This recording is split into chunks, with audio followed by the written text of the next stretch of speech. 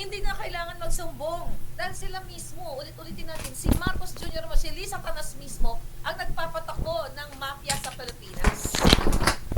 Walang kaputahan lang yung mga coordination na yan. Tapos dyan sa speech niya, sinasabi niya na yung bilang-bilang pondo, it's like parang pie, or pie sharing.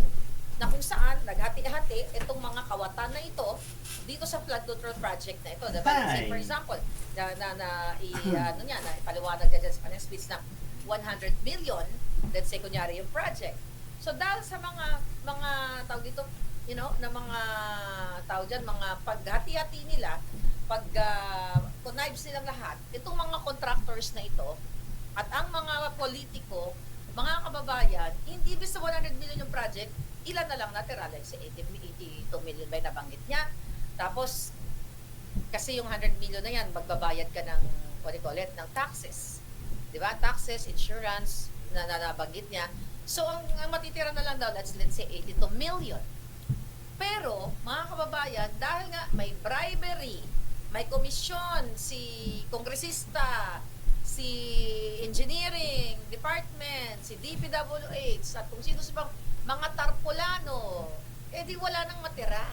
Kaya sabi ko sa inyo in the past, kunyari, isang ganito kakapal, okay, na kalsada ang igagawa, ang gagawin for that particular amount, yung para sa ganyan kakapal na kalsada, dahil ninakaw na ng mga putang ina, ito na lang ang matitira sa inyong kalsada. O kung pwede nga lang, kawayan na lang yung kalsada ninyo, o yung tulay ninyo, maging kawayan na lang. Para 100 yung patay kayong lahat. Diba? So parang yun yung pagpapaliwanag niya dito sa kanyang privilege speech.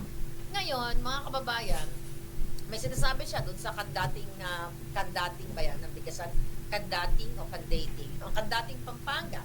Na let's say, for example, original budget daw in 2018, like 20 million pesos. Diba? So, nirepair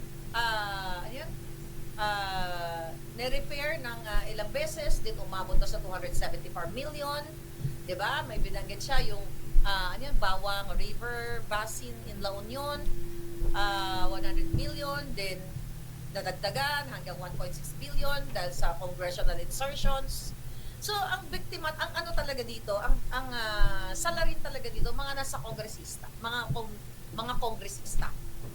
Binanggit niya yung Oriental Mindoro, 19 billion, ang inallocate, di ba, within 3 years. Then after, bumagsak daw yung mga dike at yung mga ghost project, wala na. Then another thing here, Bulacan, 30 ghost projects. My God, mga kababayan, ito magsisiwalat ni Ping Lacson, hindi naman to bago sa kanya. Papalakpakan ba natin siya? Right? Ano masabi niya dito sa speech niya? Hindi natin siya pwedeng palakpakan, mga kababayan.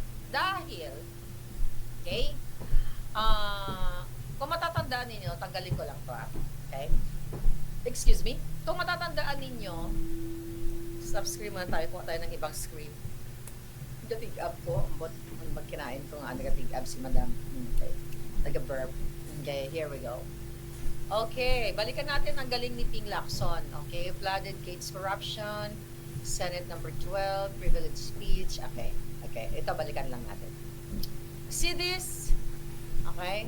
Gusto ko lang to ipaalala sa inyo, ha? Itong mga ganito kahanasan niya. Alam niyo ba kung ano to? Tignan natin. Natin. We discovered the labyrinth and lexicon of the criminal inside the Bureau of Customs, the consignee for hire, China, the partner in crime relationship between China, the anger and indignation are not sustained.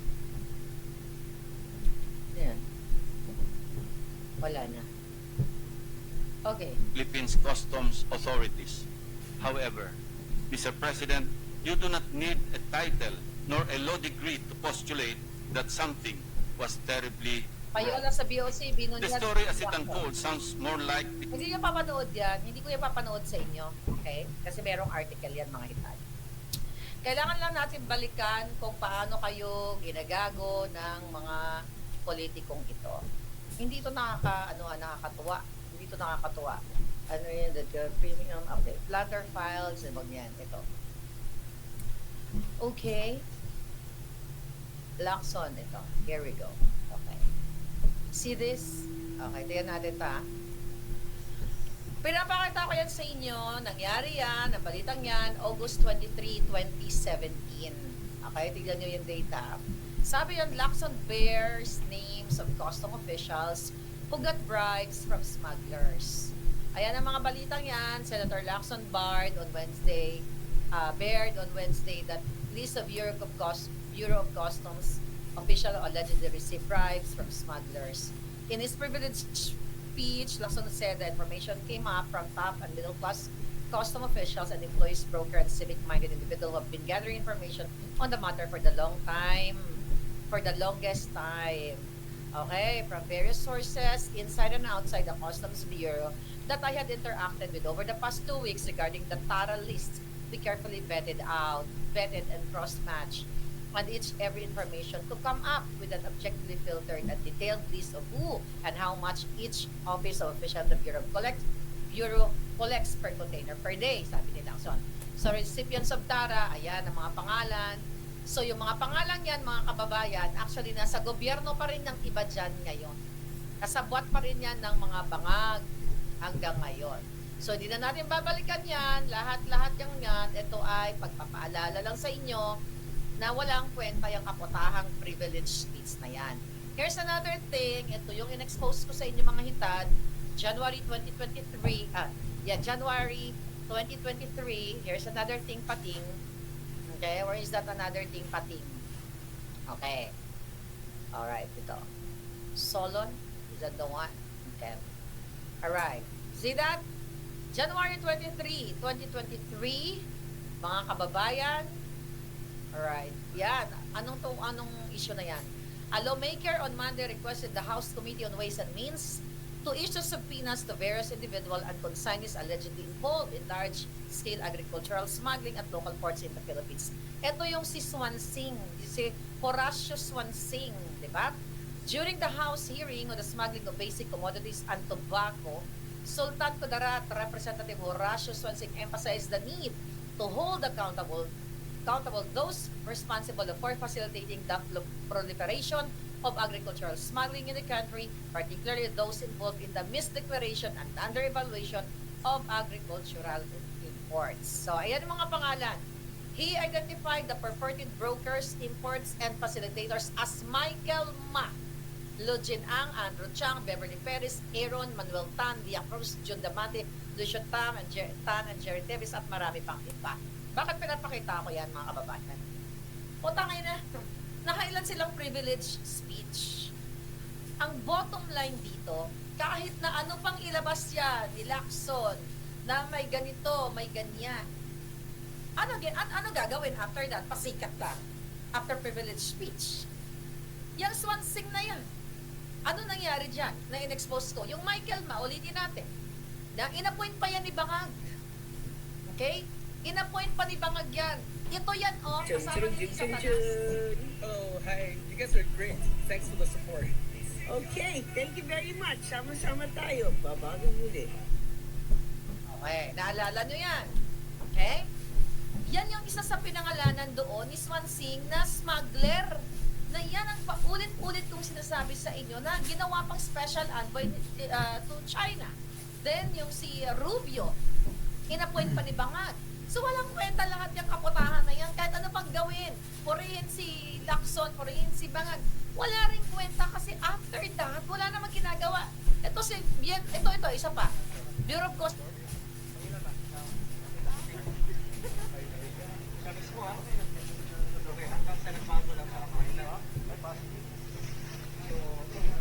Si Mark, sasabi sa'yo, tapos, pagkay na po, kompleto ni koreksyon, nasa 7 to 20 phone. Ito na, sige sa'yo. Ikaw naman, sasabihin mo na kayo din, Rubio. Tapos, ito na, kompleto ni koreksyon. Ihatid mo na sa bahay nga. Sa tingin pagkadating mo doon sa gate, lalabas na si Ben. Iabot mo sa kanya yung plastic. Nasa lang na ginagawa. Binibigyan ka nila sahod, parang parte mo. Okay.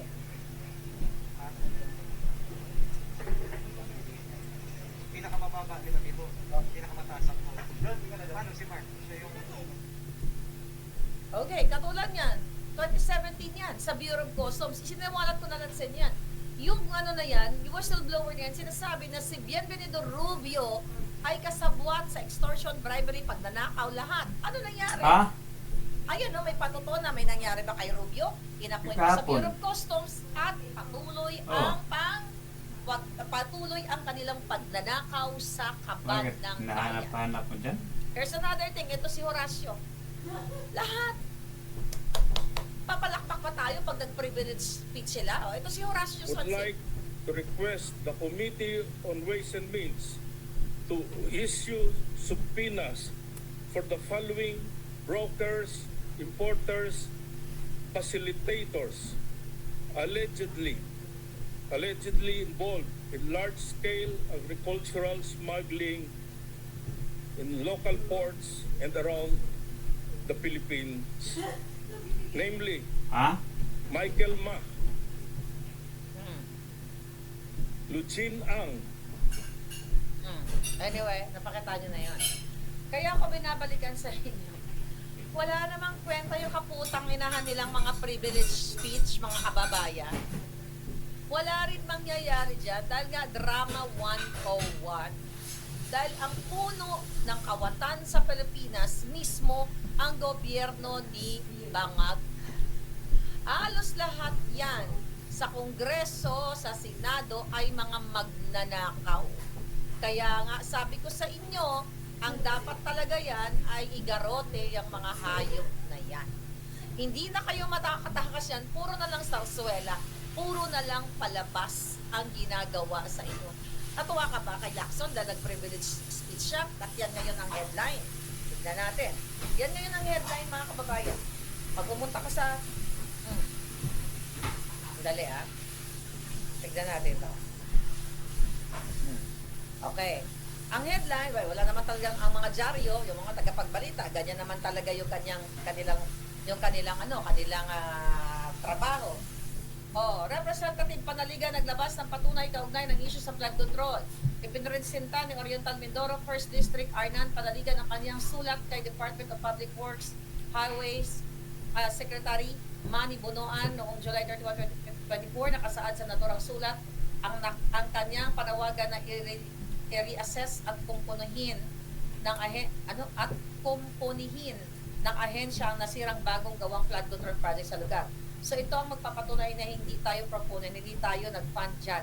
Tayo'y walang kinalaman sa implementation yan, kaya nga ako sumulat, July 2024 pa yan, kasi noong July 24 may nasira rin, sabi niya. Kasi itong si First District Anan Panaligan ay pinangalanan nga nila. So na, isa sa nag-beneficio dito sa flood control na ito.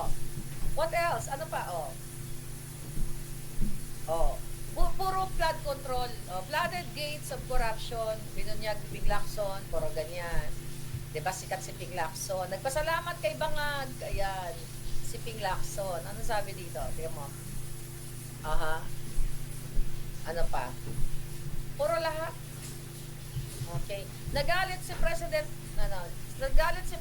Bangag nang mabisto niya ang isa umanong ghost flood control project sa Bulacan. Ay, nako. Lahat ito kajotahan. Wala na lahat yan. Kaya nga, garote nyo na yan. Lahat ito wala. Nakita nyo? Kaya ko pinakita sa inyo mga previous speech. Yung mga previous speeches ng mga hayop. Kunyari, aanuhin itong mga tiwali sa Bureau of Customs. Ganon din si Ping Lacson. Ano nangyari doon? May nangyari ba? In 2017, sa privilege speech niya? Nahuli ba ito sila Rubio? Nakulong ba sila? Ibinitay ba sila? O wala tayong parusang ganyan. Nagurgur ba sila? O nakulong man lang para makabayad sila sa kaputahan nila? And now, here we go again. Speech ni Lacson, Speech ni ganito, ni ganyan. Speech si Tiangco, Lahat yan scripted. Sabi ko nga, diversion yan sa tunay na issue na ang adik yung presidente ay patuloy na naglulustay ng pera ng bayan at ang pinakamagandang imbestigan yan, yung addiction nila, yung pulboronic effects dito sa Beverly Hills. Nasangkot ang gobyerno ni Marcos Jr. ni si Lisa Tanas, ginastos ang pera ng bayan at may namatay pa silang kasama dito at huling-huli na yung kanilang Deputy Undersecretary na si Dina Arroyo Tantoco ay addictos benedict dito sa Beverly Hills Police. At ang imbestigahan nyo, Lacson, kung para talaga kayo sa bayan, yung kidnapping na ginawa ni Lisa Tanas. Diba? Ang pag-kidnap nila dito sa dalawang bata sa Turkey, nakasabwat yung tatay mismo, si Francis Lloyd Tichua, na ayan, ang dami rin anomalyang negosyo, kasabwat si Lisa Tanas at si Marcos Jr. Kaya yung mga kapjutahan ninyo, wala yung kwenta, puro drama, 101 lang. Baka hindi nyo imbestigahan si Lisa Tanas, si James Kumar, na nahuli mismo dun sa video na pinangalanan during PDEA leaks hearing na magpapagorgor kay Agent Morales. Si Lisa, bakit ayaw niya imbestigahan yan? Itong kaputahang flood control, sumbong kayo kay Bangag, dadadadada. Wala na pag-asa Pilipinas, mabubulong kayong lahat sa baha. I'm telling you, mabubulong kayong lahat sa baha hanggat patuloy kayong hindi kumikilos dito sa bangag-bangag na ito. Di ba? Wala na mangyayari sa bayan natin. Imagine mo, nag-post ako, ito, pakita ko lang to sa inyo. May pinost ako in the past. Okay, tingnan natin. Football jacket. Ano ba ginagawa ni Palangga? I think dito. Okay, tingnan natin to. Ano ko pa? Dami naman post ni Palangga. Okay, dami. Kasawa kayo. Andyan pala sa ating Okay. What's that? Yeah. Oh my goodness. Tingnan mo tignan nyo to Post ni Baby Doll Maharlika. Ni Baby Doll. Baby Doll Maharlika. Alright? Tignan natin to si Baby Doll Maharlika. Okay, here we go, Baby Doll. Okay, share screen tayo. Share screen. Oh, yan. Nakita niyo ba yung post ni Palanggin nyo? Okay. Tignan niyo yung post ko. Alright, nakita niyo yan. 12 years ago, in 2013, hindi pa pinapanganak si Maharlika dyan. Galit na palang lola ninyo. Ayan, no? May pinost ako. On this day, nakita ko kasi lumalabas yung on this day, di ba? Habang nagpapasarap, tandaan niyo yung data, August 19 yan, no? Nakalagay, Habang nagpapasarap, shinare ko lang yung isang page na nag-share niyan tungkol sa baha. Panahon niya ni Janet Lim Napoles, nakasabwat din si Marcos Jr. dyan sa PDAF na yan. Sa flood control na yan. Kapasabwat si Marcos Jr. dyan. Habang nagpapasarap ang mga kawatang politiko sa kultong Dilaw Japnoy, ganyan ako mag-post dati. At ang Jutang Jenny na matagal ko nang ginagamit. Habang nagpapasarap ang mga kawatang politiko sa kultong Dilaw Japnoy na Jutang Jenny ng gobyerno at mga kasabwat ni Janet Napoles, nagdurusa ang mga kababayan ko, nakakagalit ang mga ganit na magnanakaw sa kaba ng bayan, mga walang puso na nasa gobyerno. Ito naman ang sinapit, I'm referring to the picture below. Ito naman ang sinapit ng mga kawawang Pilipino. Sana sila na lang ang lumubog at magurgur sa baha. And that gurgur, that's really my word. Mga walang iya, inuubos ang taxpayers' money. Alright? So yan mga kababayan. 12 years ago, galit na galit ako sa mga Jutang Jenny Kawatan ng pondo sa flood control. Hanggang ngayon, eto pa rin ang problema ng bayan natin. Jutang ina. Hanggat hindi kayo kumikilos para wakasan ang mga bangag at kawatan habang buhay ang baha at kahirapan sa ating bayan. What do you think? 12 years ago, hindi na ako bago sa Amerika, no? August 19. Yun yung nakikita ko pag binabaha kayo, nasasaktan kami, not only me, tayo dito mga nasa Amerika, nasa Europa, nasa Asia, dahil nakikita natin ang sinapit ng ating bayan. See that? That's during Napoles time. Okay? Nasaan yun? Okay, during Napoles time. Ayan, i-share tayo. So lahat yan, mga kababayan, wala nang kwenta at wala kaputahan lang dahil ito, babalikan natin uli. Lahat, binalikan na natin nakaraan. I think sa susunod kong mga vlog, balik tanaw tayo. Okay? See that? Paano mo paniniwalaan yan? Mismo si Marcos Jr. nasangkot dyan. Mga kababayan, nasangkot yan sa, Plunder Raps filed versus Bongbong Marcos over 205 million pork barrel. Okay? Pork barrels scam. A group calling itself Ibalik ang Bilyones ng Mamamayan on Wednesday filed a complaint of plunder against Senator Marcos Bangag Jr. for alleged involvement in the multi-billion peso pork barrel scam. in an 18-page complaint filed before the Office of the Ombudsman, IBBM led by its spokesperson Rafael David said Marcos' former consultant Catherine Maya Santos. Diba? Yung Maya Santos na yan. And the alleged pork barrel scam mastermind Janet Lim Napoles must be investigated for violation of Republic Act The complaint stemmed from Marcos' alleged allocation 205 million pesos worth of his priority assistance fund of pork barrel So ano pa?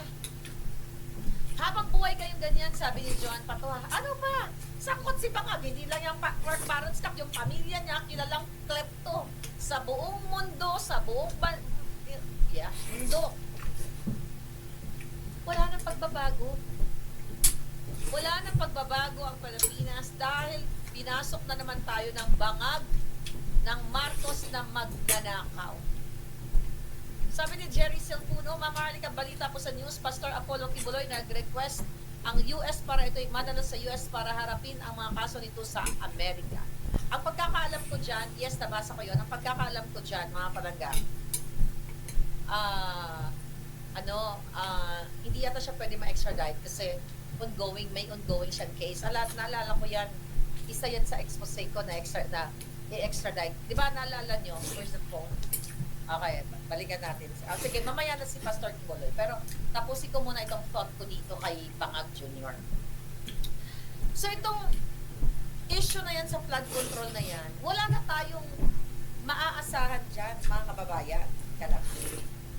Okay, may titigan lang ako dito sa ating puting ahas. Okay, there we go.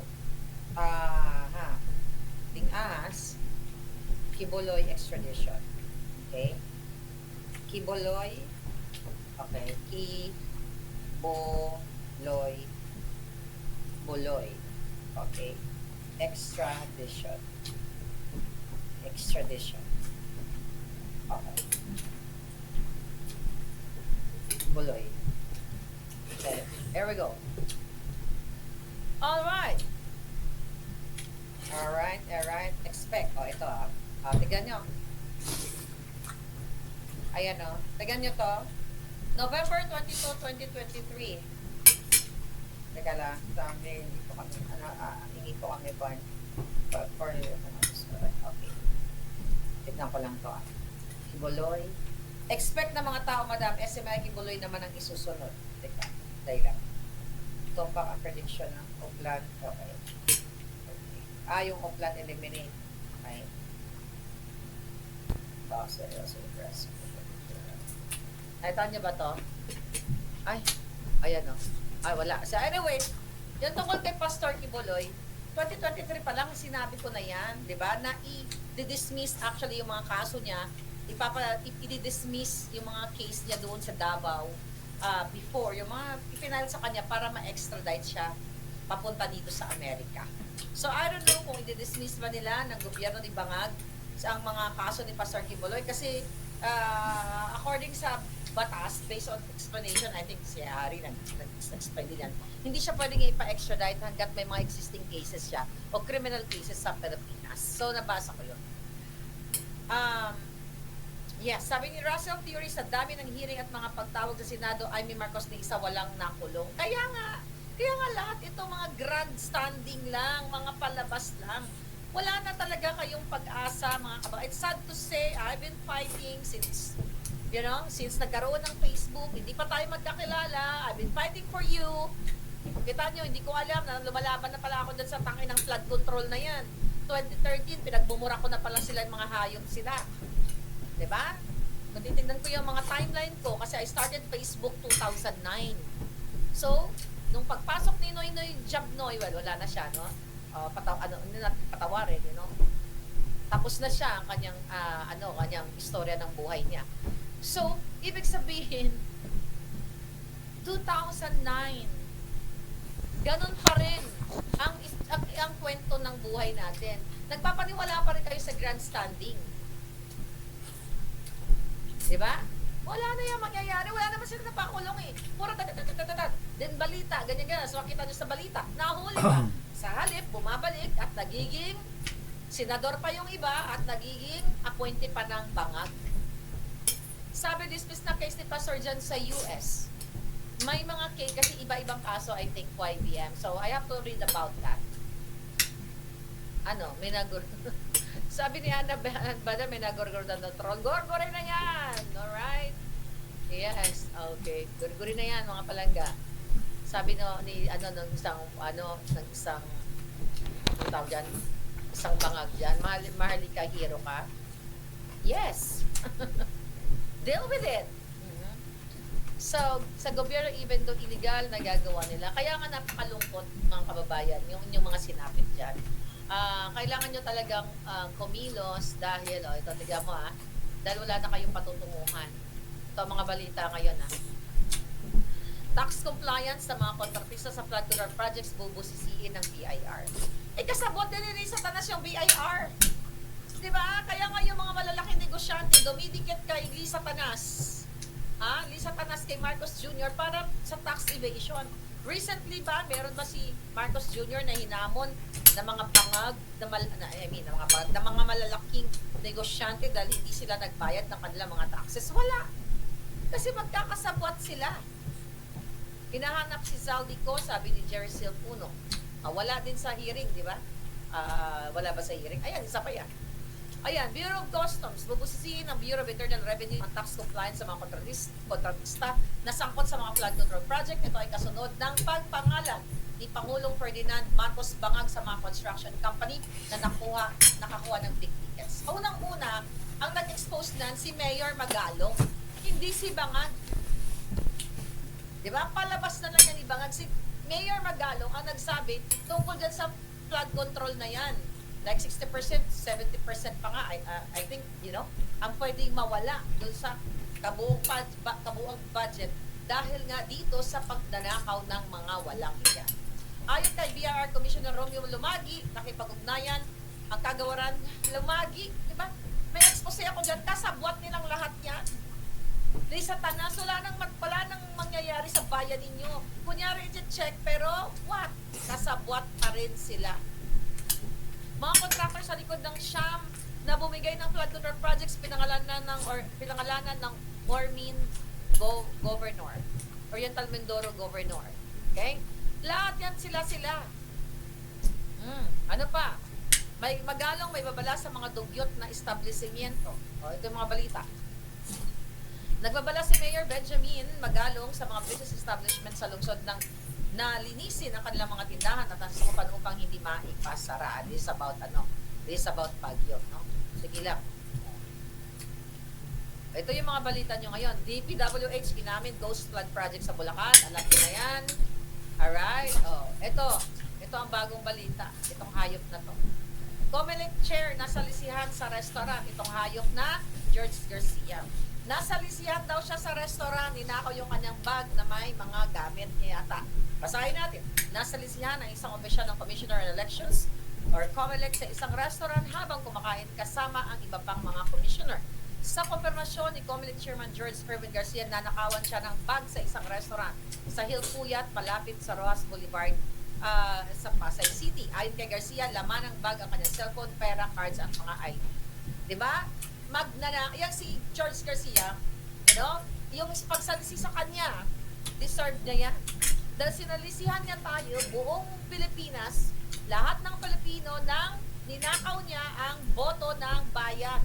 Dinistrongkar niya dahil mga existing cases yan sa pandaraya sa boto ninyo. Kaya itong salisi-salisi gang na to, ikaw ang tunay, kayo ni Lisa Tanas, kayo ni Marcos Jr. ang tunay na salisigang sa mga boto sa karapatan ng bawat Pilipino.